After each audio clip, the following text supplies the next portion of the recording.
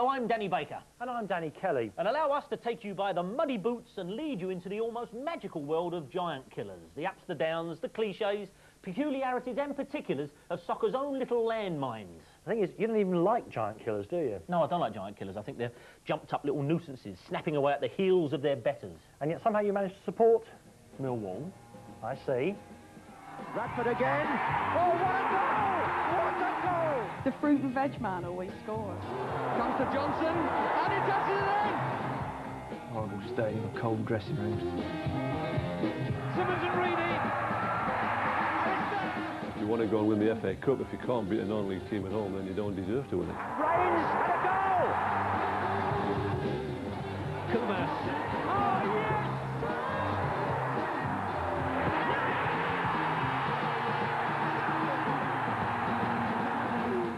The accepted science of giant killing has it that a mucky, plucky band of brothers somehow snatch a single goal, then cling on to the final whistle. But that's not always the way it happens. Sometimes, whether it's through a previously sold soul or because there's a weird alignment of the planets, a game gets decided with one moment of sheer supersonic genius. A single strike that reduces a proud superpower to a gawping rabble of routed rubbish. You couldn't have a more 1970s image if Noddy Holland had scored the winner on a space opera. What a goal! It's just something about that clip that gets you every time. And now it will take some time to clear the field. I ran across the pitch. By the time I got to the penalty area, the whole of the crowd behind the goal were on the pitch. And no goalkeeper in the world would have stopped that. It's one of the most famous televised goals ever in FA Cup history. It happened in February 1972 when top-of-the-shop Newcastle United travelled to teeny-weeny Hereford. We begin with the sort of magic that the FA Cup is all about. The 5 times postponed tie between the 5,000-to-1 outsiders, Hereford United, and one of the greatest cup teams of all time, Newcastle United. There were people up the floodlit pilings, weren't there? And trees, yeah. There are 15,000 people in this ground. It's packed to capacity. A lot of people without tickets, and that's just one of them. Well, the pitch was very poor, but having said that, we still thought that we could beat on any surface really if we played as we could. Billy Meadows, the Hereford centre forward, cost exactly £300, and Malcolm MacDonald, the Newcastle centre forward, cost £180,000. Hereford hadn't a prayer, and MacDonald had not been shy about pointing this out. Malcolm put his hands up, didn't he, before the game? 10, I'm going to score 10 here. And Colin Addison brought the paper into the dressing room. He just pinned it up and he went, "Have a look at that, lads." And we went, "Oh, yeah, yeah."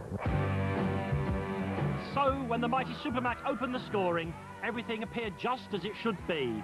Donald coming in. That's it. I think even Motti, if you hear what he says, "That's it." I think he says, "That's it." That's it. And it was more or less, yeah, that's it, well, that's over now. But Ruddy had other ideas. Malinder.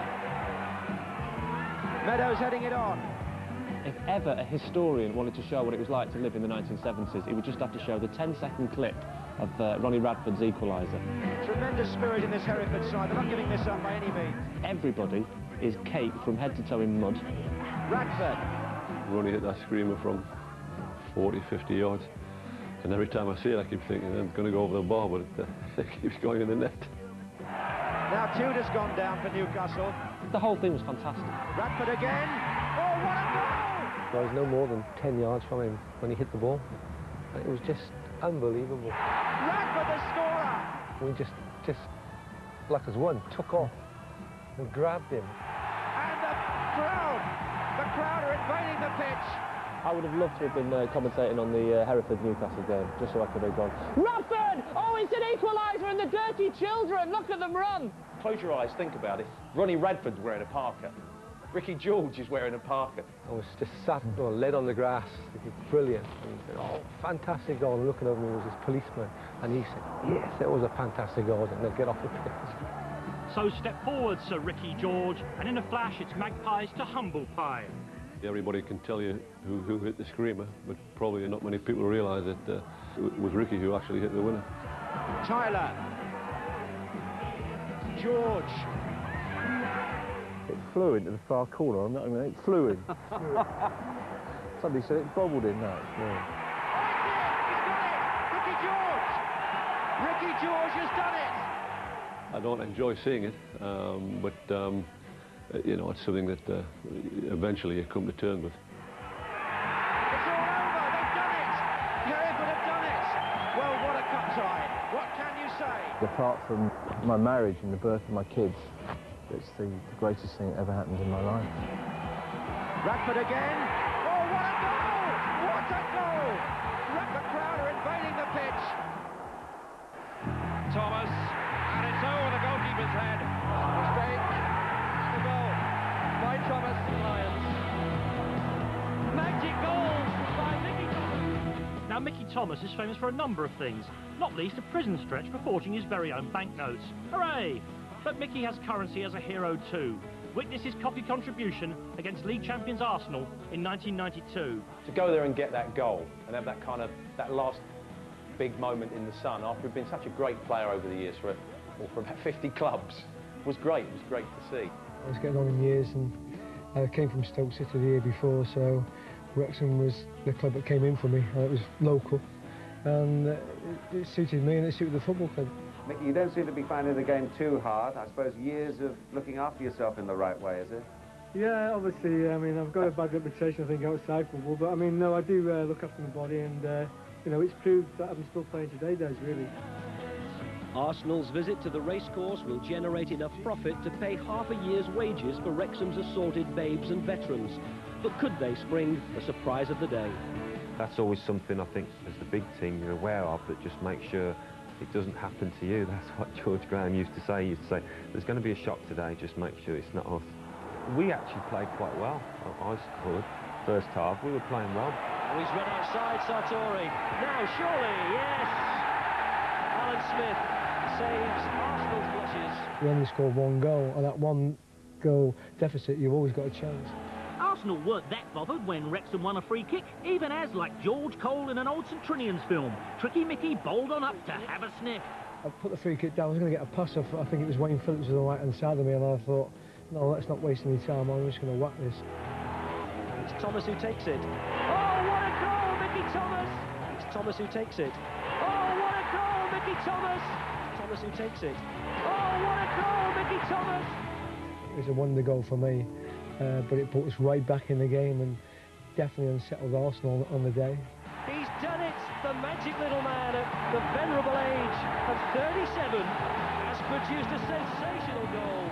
The Mickey Thomas free kick was a fantastic strike, and then Wrexham was full of it then with a few minutes to go. 6 minutes left. Watkin. Oh, he scored! Steve Watkin has got a goal! And Arsenal face humiliation. I'll never forget it, and I'm not going to forget it because it keeps getting shown every year on the Match of the Day. Dixon just hit long. And there's the whistle. I remember it hurting a lot at the time, and that banana skin that George Graham always used to warn us about, you know, all of a sudden it was us. A scoreline which people will blink and disbelieve at when they see for the first time. It's Wrexham from the 4th Division 2, Arsenal from the 1st 1. For Wrexham, I don't know how many years it's been since I scored that goal, but they'll never forget that. Oh, what a goal, Mickey Thomas! Now, Danny and I have done a radio show for quite a few years, and the one subject that always makes the phone lines go nuts is whenever we ask for football played in extreme conditions or on peculiar pitches.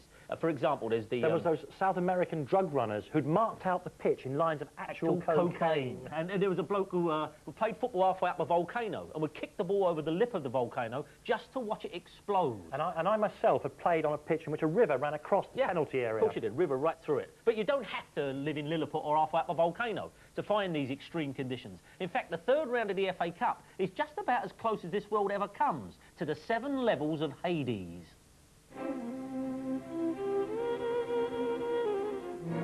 Now, most top clubs are made up of precious effete puts who tremble like saplings in a gale at any pitch that is not perfectly air-conditioned or as heavenly as Jennifer Aniston's backside.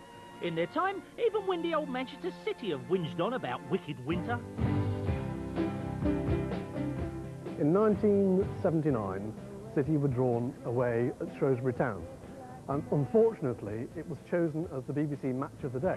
The competition in this match really started nearly 6 hours ago when Shrewsbury wanted to play, but Manchester City, to say the least, weren't over-enthusiastic. The ground was rock hard, and I think Tony Buck and Malcolm Allison had been invited to look at the pitch at about 9:30 in the morning, and it had been past fit anyway. I said to the players before they came down to see the pitch this morning, I said it's in a very, very bad state, you know, and it's really a rubbish pitch, but you're going to go and play. Too big for Butcher! Maguire! It's there! And they were actually quite lethally thumped by Shrewsbury Town. Full of ideas, full of confidence, and a lot of football. Maguire's caught a Chapman! It's there! The stands at Day Meadow are shaking!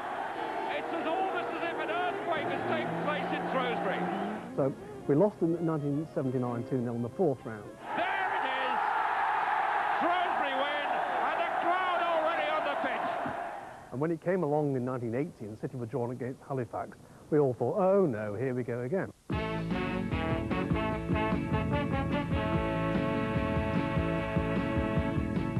When I turned up on the day of the match and just looked at how many people was about trying to get the pitch ready for the game, you know, I thought, oh, like, you know, let's just go for it. Like. Man City wanted to get it called off because the pitch was an absolute disgrace. They had big sponges all over it. I mean, there's sponges piled up around the side of the pitch where they'd soaked up all the water. The pitch was an absolute quagmire, you know, shouldn't really have been played. Without making excuses, it's the same for both sides. Multi-million-pound players come into the shape playing on that pitch, and the surroundings as well. When you look up, all you can see is the hills and mist and fog and everything, and you've got a speedway track running all the way around it. It must have effect on players coming into a small dressing room, you know. They must think, what the hell are we doing here? City also had to deal with the supernatural in the shape of fully qualified world-famous mystic Romark. Malcolm Allison had arranged to meet him when he was at Crystal Palace and didn't turn up.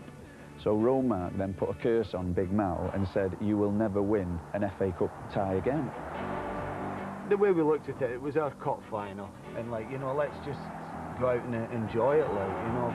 All I remember, it was on my left foot. I'm all right-footed anyway, but it was on my left foot, and I could see this giant of Joe Corrigan running out at me, and I just put my head down and hit it, and God, I couldn't believe it when it hit the back of the net. It was a determined run with the ball and a great strike at the end of it, and probably on the day it was the one flash of excellence and probably deserved to win the game. It was great for everybody, you know, at the club and the town and everything, like, you know. That's what you say, years and years to come, like, you know, people still talk about it, like. I suppose that's the beauty of the FA Cup third round, is that it's there to produce shocks. You know, and on the day, I suppose the cameras would have been there expecting a shock, and unfortunately they got one. The stands are shaking! In 1998, Stevenage Borough drew Newcastle United, and an almighty battle of wills, not to say nonsense, ensued. Newcastle didn't want to play at Stevenage and so complained about safety. In turn, Stevenage just rolled their eyes and quite rightly said, let's just press on, shall we? Cool, a Stevenage-Newcastle saga. What a palaver that was. What didn't happen, I mean, the whole thing just went ballistic. Well, now to the burning question on the lips of soccer fans around the country. Is Kenny Dalglish a big girl's blouse? What are you scared of? Our greatest concern is for safety, which we said all along, and we don't see any need to change that. The stadium was perfectly safe. We've got a safety certificate, so it was never in any doubt. We built another stand to accommodate, you know, a large contingent of the Newcastle travelling supporters. But Newcastle still weren't happy, and even sent their own special inspectors to Borough's ground, where they received minuscule shrift from Stevenage chairman Victor Green. It was just an antagonistic approach as far as I was concerned. You wouldn't have upset me if you would have kept your mouth closed and then come and seen us and then talked afterwards. Then I wouldn't have been upset. And they just sort of looked at us as though we were just hicks in the country village or something who didn't know how to play football or indeed run a football club. You so wanted Stevenage to do them that day, you really did, just because of all that nonsense. I think it's probably one of the most nervous I've been going into a game. To think that you're playing Stevenage, and I've walked out Old Trafford playing Man United, and I was getting more nervous over Stevenage, tells its own tale. With Stevenage having won the PR battle, it was time to see what the conference side could produce on the pitch. We realised we were going to be the villains and they were going to be heroes, and they were going to build this game up to be, you know, a major giant killing. 2-1 to Borough. No way, 5-0 to Newcastle. Look, one conference. What have Newcastle won lately? With local tension as taut as a piano wire, wouldn't you know it, an early goal from square-headed Alan Shearer. The Magpies now look like waltzing the tie, but sly old Stevenage's powder was pumice stone dry. Of course, it all went off then, you know, we'd scored, the ground went berserk, and, you know, it was a case of whether we could get the next goal or hang on to the replay. And then as the game was getting towards the end, we're totally delighted just to get out of this place.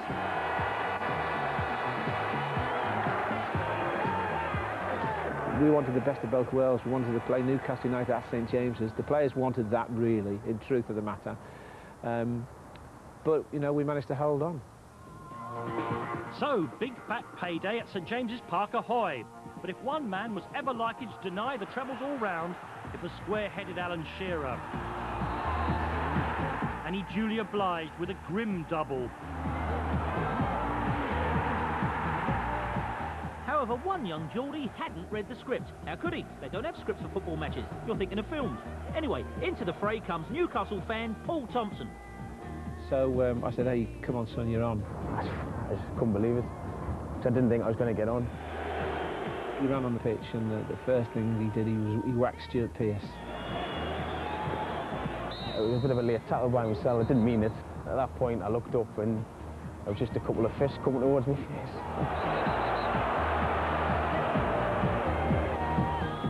Couldn't believe it. He turned out to us and he said, sorry about that.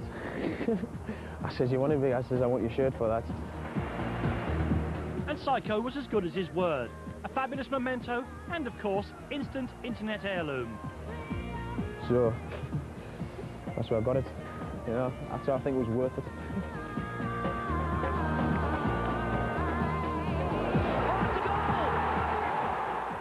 Now, David and Goliath cup ties need very little selling. David and Goliath cup ties. They are, by definition, events. They are not, for example, Bolton v Ipswich. But TV, that relentless old pimp, always wants more bells and more whistles.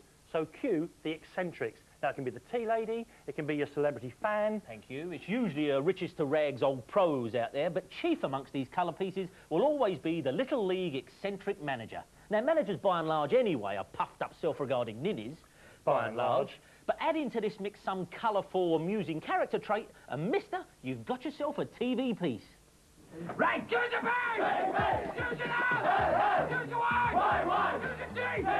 Do the dash! So you'd sort of sit down and watch Match of the Day with Jake on a Saturday night? It can happen, yeah. Do the dash! Do the B! Barry Williams started his programme notes with a verse of poetry today. Morris, we're coming out. Alia Jacta Est, the die was cast. Well, the one animal that I always did want to have was a small dwarf crocodile, but I'm having a bit of trouble with the local council over that one for the licence, so I might have to wait a little bit longer for that one.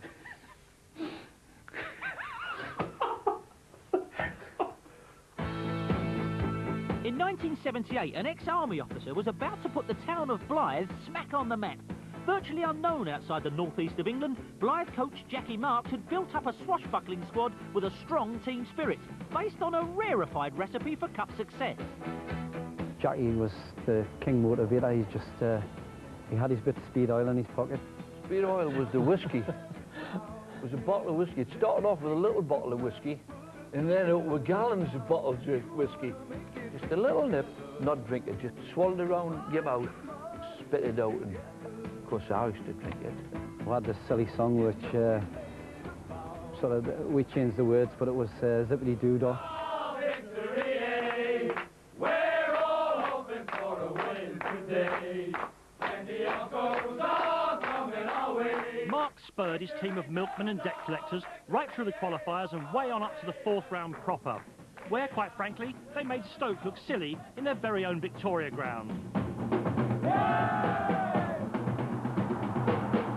Blyth's reward was an away tie at glamorous Wrexham.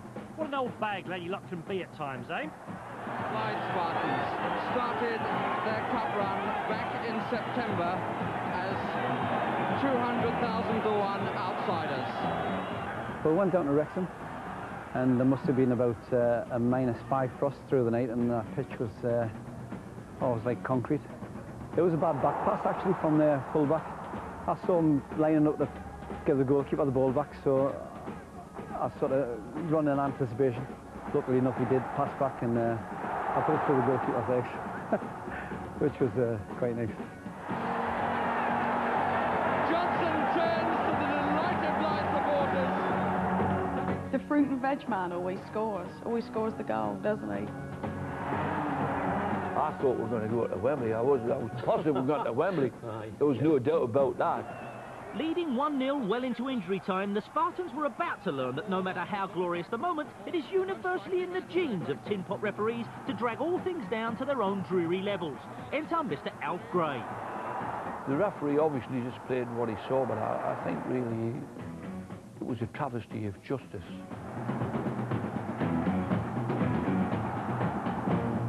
It wasn't a controversial decision, it was a wrong decision. The referee gave a corner, and it was a goal kick. They took the corner, and Davey caught the ball safe, and apparently the corner flag had fallen down, so he made them take it again, and the same happened twice, and on the third time they scored an equaliser probably in about the 93rd minute. I don't think he really wanted us to win. It was just unfortunate what happened, but that's where football goes, and you got to accept it. Having been robbed at the death by the ref, Blyth chose to host the replay at St James's Park, Newcastle. Somewhere, Stevenage snorted in derision. Before the game there was probably about 3 or 4 hours of rain, and the pitch was really horrible. And the referee, same referee, gave them a penalty in the first 5 minutes, and no one in the ground or the pitch and anything knew why the penalty was given. We didn't really think about him. I mean, we didn't like him. I hated him. Well, I used to stick pins in something, and I thought, well, is that Al Gray? I'd stick a pin in him. We've got nothing to be ashamed of. You know, it's great to have been taking part. I've shed a few tears. It's only the second time in life I've cried, once in the semi-final amateur cup. We've had the good parts, and you get the bad parts, and it equals itself out over a season, and it's just, you've got to put up with that.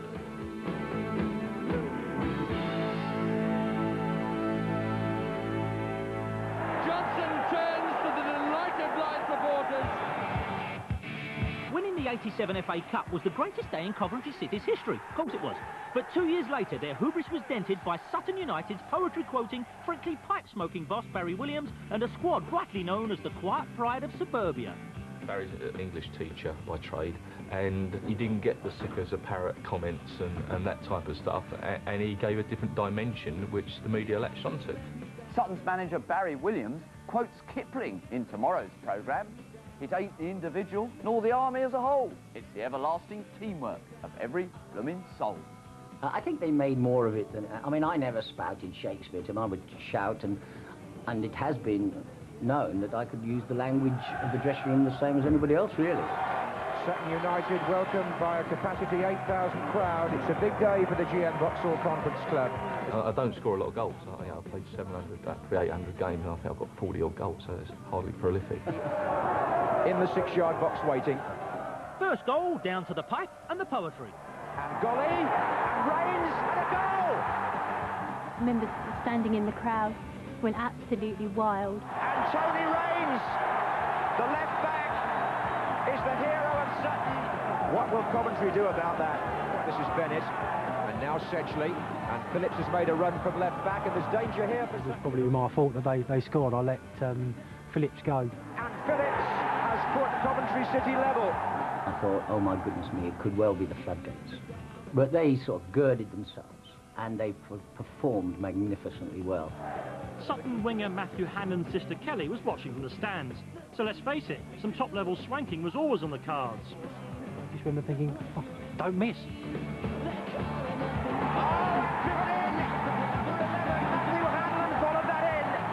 Some sort of stupid celebration afterwards. And I just remember screaming at Matthew, "Ma! Ma!"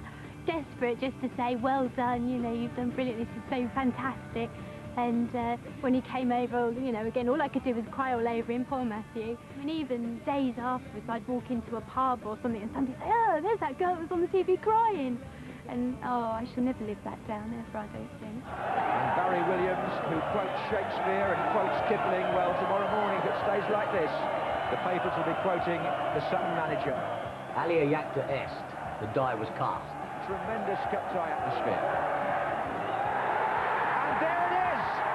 Sutton United have put out First Division Coventry City, winners of the FA Cup themselves less than 2 years ago. The whole club was an absolute mass of people from, well, obviously before the game, but after the game and until match of the day, 10:35 or whatever.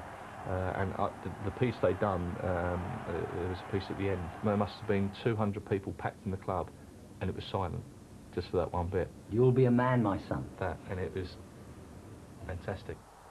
If you can fill the unforgiving minute with 60 seconds worth of distance run, yours is the earth, and everything that's in it, and which is more, you'll be a man, my son. And Sutton have done it again. Now, it must be admitted that the media is responsible for one or two myths about the mighty game of football. Terrace wit. It's a myth. The fraternity of supporters. Myth. Whole families going to the game together. Big myth, huge myth. The loyal pro. Yeah, right. However, when a tiny team does meet a massive team on some far-off field that slopes away, it must be said that circumstances and individuals do arise that go on to be actually legendary. People, perhaps unused to the spotlight, get their one chance to shine and to become football's equivalent of pop's one-hit wonders, like Edison Lighthouse. Sugar Minot. Thunderclap Newman. Thunderclap Newman, that's the one, Thunderclap Newman, yeah. Anyway, football. Roy, no offence, but who are you? Good question. If somebody had written a script for a play for TV saying, and then they're short of a striker, so they get one off the internet, you wouldn't swallow it. As a football fan, you'd say, oh, it's a load of rubbish. That would never ever happen in real life. And it did. And it happened in the FA Cup. It was straight out of Roy of the Rovers. This time, the hero was Roy of the Wanderers. Second division side Wycombe Wanderers signed unknown striker Roy Essendo after he answered an advert for new players. Last year, Wycombe Wanderers proved that the Cup really can take a lower league ragbag and transform them into Barcelona at the peak of their powers. Having already beaten 3 sides, they knocked out Wimbledon on penalties to earn a quarter-final against Leicester City. We'd actually run out of players, so we put an advert on the website, which was picked up by teletext, and before we knew it, we had a young lad called Roy Essendo. Before I came, I had never played in the FA Cup before, you know, so to come and just to be involved at that stage of the competition was unbelievable, and just started on the bench, so I wasn't really expecting to start the game, but I was hoping to get on at some stage during the game. It's a ball to be won. But Roy's chances of playing a part that afternoon were further reduced when Wycombe actually grabbed the lead. Wycombe have got bodies in there. Oh, it's a goal! Oh, they've taken the lead, and the goal scorer's buried under the Wycombe celebratory. But an equaliser from Muzzy Izzet returned reason to her throne. Surely they must. Muzzy Izzet makes it one apiece. We had a penalty field turned down towards the end of the game. Back in by Brown. What a suspicions of handball, maybe. That certainly looked like handball. And I was obviously sent off for disagreeing with the linesman about it. And I was actually in the tunnel underneath the stand watching the game. Most people could picture the headline, you know, this lad we'd found on the internet was going to score the winner. It was inevitable. We had a free kick, it's been returned. Jamie Bates has headed the ball back across the goal, and Roy Essendo's got probably the best header of his life and left the goalkeeper standing. And I don't remember much about the goal. I just remember the ball getting crossed into the box and getting headed back across the area, and then I managed to head it in. And we knew that was injury time. We knew there wasn't time for them to recover. And, you know, it was a great feeling of exhilaration. Steve Bennett checks his watch. Oh, it's all over. Wycombe are in the semi-final.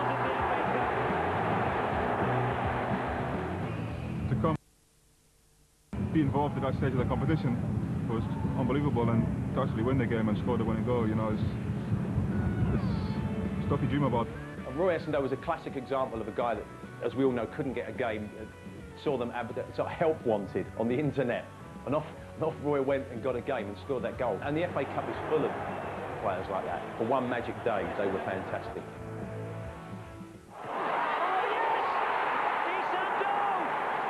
He's put Lineker in.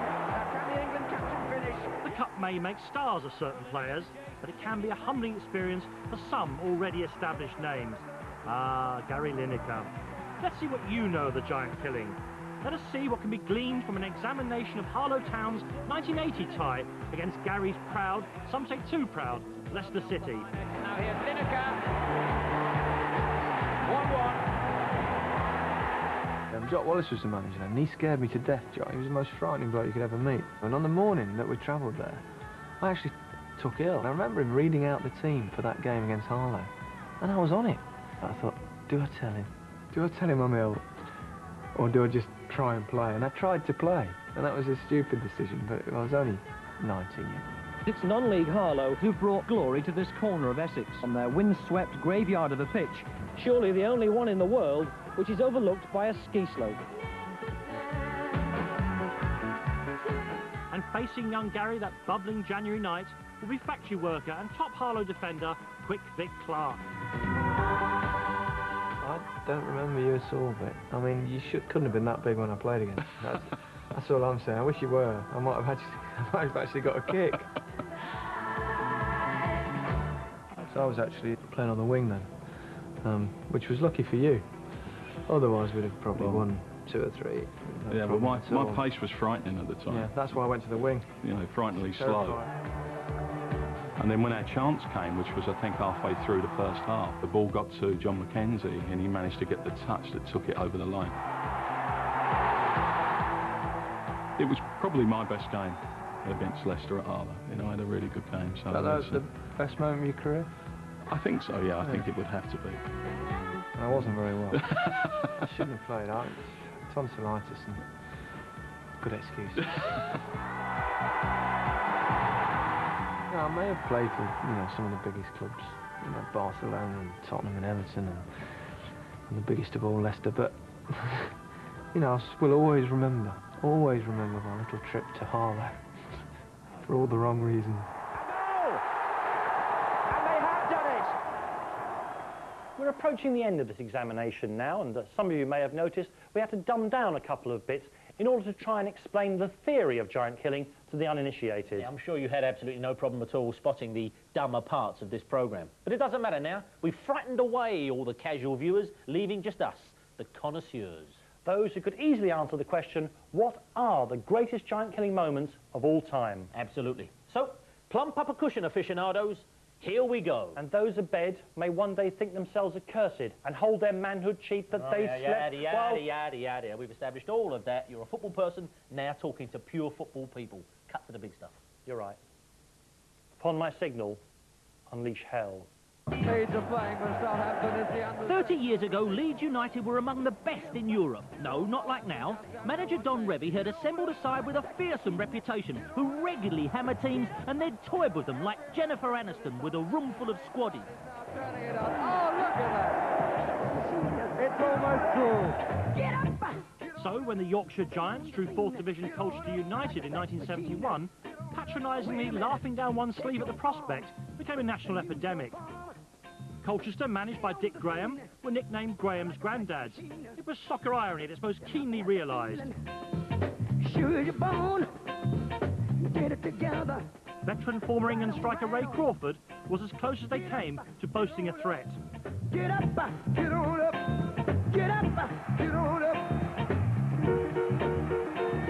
So when Crawford grabbed the first goal of the game, Leeds, it's fair to say, could hardly believe it.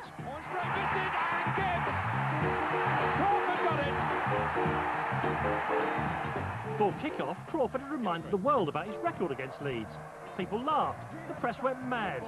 But 2-0. Crawford's there. And Simmons. 2-0 for Colchester. Soon after half-time, a third goal. And you know what they say? 2-0's a dangerous lead. But 3-0 is the pipe, the slippers, and a decent glass of red. And Simmons, 1 against 1 here. Simmons and Reedy. And it's there.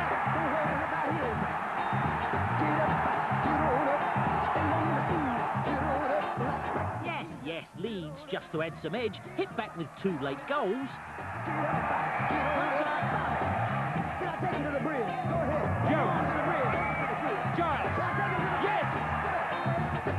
But Colchester hung on to carve their name into the living flesh of one of the greatest British teams ever to draw wages.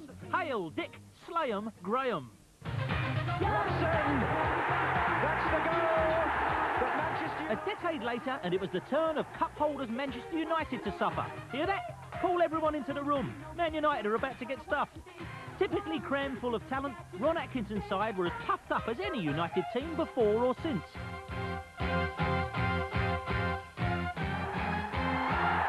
Manchester United, the most famous club in football. How the old Red Devils must have yawned when they were twinned with Harry Redknapp's 4th Division strugglers Bournemouth 100 years ago, in 1984. It's going to be hard. Obviously, it's going to be very difficult. We've got to play to our maximum, and they've got to have a bit of an off day for us to beat them. But it's not impossible. I really, I'm quite confident we've got a great chance. We knew we could give it a go, and if we'd have got beat, it was expected. If we pulled off a miracle, then it would be great. All the players would be heroes for a few days. I came down on the train and it was full of Cockney Reds, as they called themselves. So as soon as I got here, I was so wound up, I went straight into the bookies and put £10 on Bournemouth to win 2-0.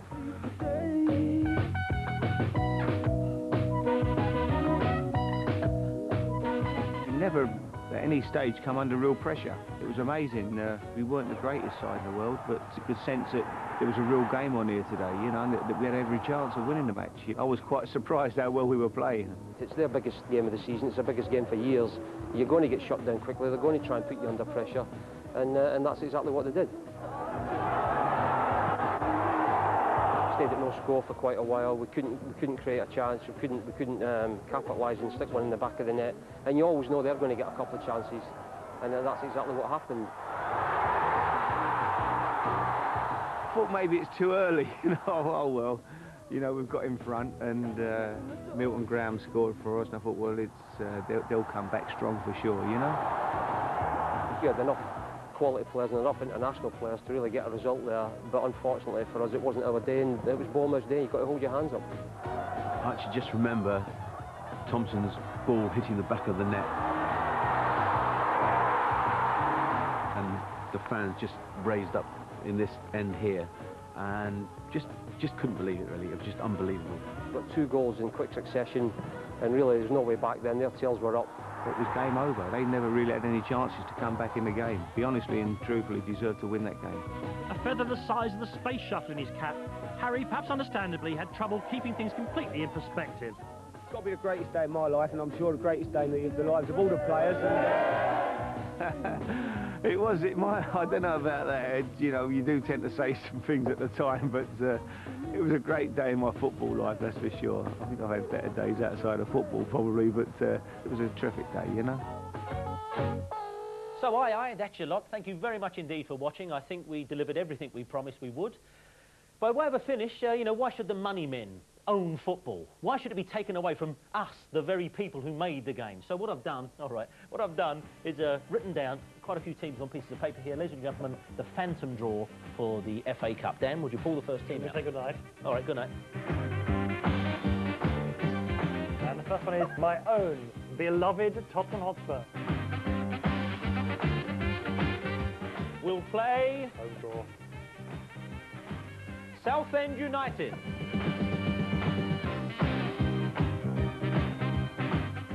Manchester United.